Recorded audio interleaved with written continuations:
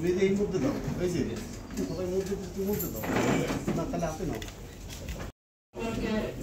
রাজবাড়ী জেলা পুলিশের স্বাগত জানাচ্ছি। শুরুতে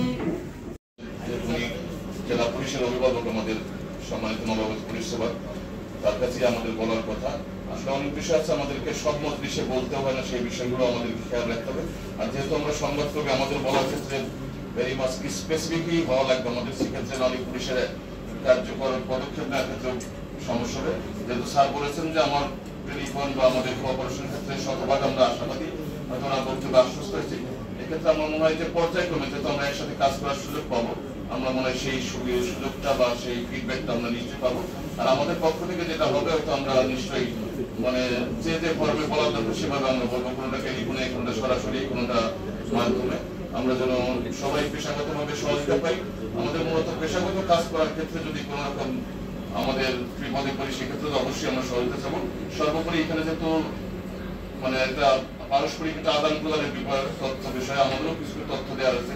শুধু আমরা যেহেতু সংবাদকর্মী নাগরিক হিসেবে আমাদের কিছুটা দায়িত্ব আছে, আমরা মনে হয় সেই জায়গা থেকে দায়িত্ব পালন করতে পারবো। এবং সর্বশেষ আবারও সবার পক্ষ থেকে আমরা পেশাগত সহযোগিতা চেয়ে শেষ করছি। আর আমি প্রেস ক্লাবের সভাপতি হিসেবে স্যারকে আমরা আমাদের প্রেস ক্লাবও ভিজিট করার আমন্ত্রণ জানিয়ে আমি আমার বক্তব্য শেষ করছি।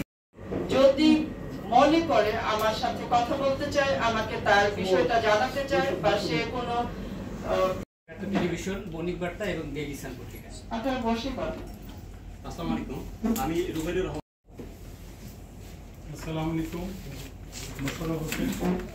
সবাই এই আমাদের প্রশাসনের সাথে ছিলেন, এটার কৃতিত্ব সম্পূর্ণ আপনাদের, রাজবাড়ীর জনগণের। জেলার নতুন পুলিশ সুপার হিসেবে আমার প্রথম এবং প্রধান দায়িত্ব হবে যে কোনো মূল্যে এই জেলার আইন শৃঙ্খলা পরিস্থিতি স্বাভাবিক রাখা, প্রত্যেকের ব্যক্তি নিরাপত্তা এবং জানমালের নিরাপত্তা নিশ্চিত করা, পুলিশের প্রতি জনসাধারণের আস্থা পুনরায় ফিরিয়ে নিয়ে আসা, সকল নাগরিকের মানবাধিকার সহ সাংবিধানিক যে অধিকার আছে সেগুলো নিশ্চিত করা,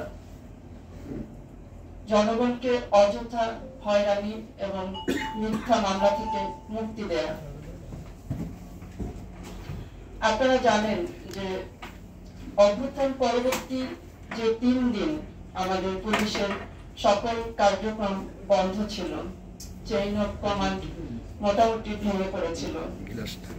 ইনশাআল্লাহ নতুন সরকার দায়িত্ব গ্রহণের পর সরকারের আন্তরিক প্রচেষ্টায় পুলিশ আবার কর্মস্থলে ফিরে এসেছে। তারা তাদের দায়িত্ব স্বতঃস্ফূর্তভাবে পালন করছে। ছাত্র জনতার রক্তে ভেজা এই নতুন বাংলাদেশ আমরা যেটা পেয়েছি, সেই স্বাধীন বাংলাদেশের স্বাধীনতাকে সমুন্নত রাখার দায়িত্ব আমাদের প্রত্যেকের, আমাদের সকলের। ছাত্র জনতার বিরলতম অভ্যুত্থানের মাধ্যমে অর্জিত নতুন এই দেশকে বৈষম্যহীন, শোষণহীন, কল্যাণময় এবং মানবিক রাষ্ট্র হিসেবে গড়ে তোলার লক্ষ্যে আমরা সকলেই কাজ করে যাব। আপনারা আমাদের পাশে থাকবেন। আমি অত্যন্ত সাধারণ ঘরের মেয়ে, গ্রাম থেকে উঠে এসেছি, আমার রক্তে মিশে আছে মাটির গন্ধ। তাই প্রজাতন্ত্রের কর্মচারী হয়ে জনগণের সেবক হিসেবে আপনাদের রাজবাড়ী জেলার দায়িত্ব পালন করে যেতে চাই। আপনারা আমার পাশে থাকবেন, আল্লাহ আমাদের সহায় হন, আমার জন্য দোয়া করবেন। আল্লাহ হাফেজ। মাগফিরাত কামনা করছি, তাদের প্রতি গভীরভাবে শ্রদ্ধা জ্ঞাপন করছি। যারা অসুস্থ আছেন তাদের দ্রুত রোগ মুক্তি কামনা করছি।